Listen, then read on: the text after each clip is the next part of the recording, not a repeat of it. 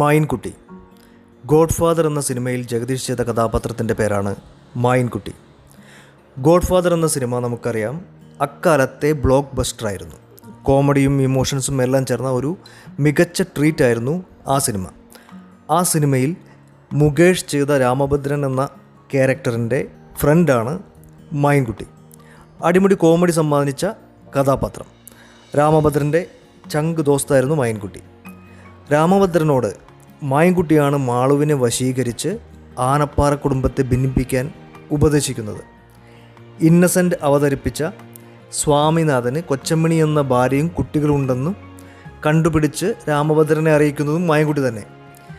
രാമഭദ്രൻ്റെ ഹോസ്റ്റലിൽ മാളു, അതായത് കനക, വരുമ്പോൾ സംഭവിക്കുന്ന തമാശയും മായിൻകുട്ടിയുടെ എക്സ്പ്രഷൻസും ഒക്കെ 90s കിഡ്സിന് എന്നും ഓർത്തിരിക്കാവുന്ന കാര്യമാണ്.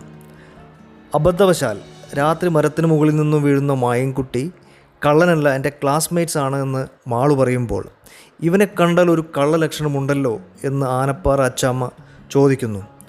അള്ളോ, അത് എനിക്ക് മാത്രമല്ല എൻ്റെ ഉപ്പാക്കും ഉമ്മാക്കുമുണ്ട് എന്ന് മായിൻകുട്ടിയുടെ മറുപടി തിയേറ്ററുകളിൽ ചിരിയുടെ അലയൊലി തീർക്കുകയായിരുന്നു. എന്തിനും ഏതിനും കൂടെ ഉണ്ടാകുന്ന അത്തരത്തിലൊരു ഫ്രണ്ടിനെ ആഗ്രഹിക്കാത്തവർ ആരാണുള്ളത്?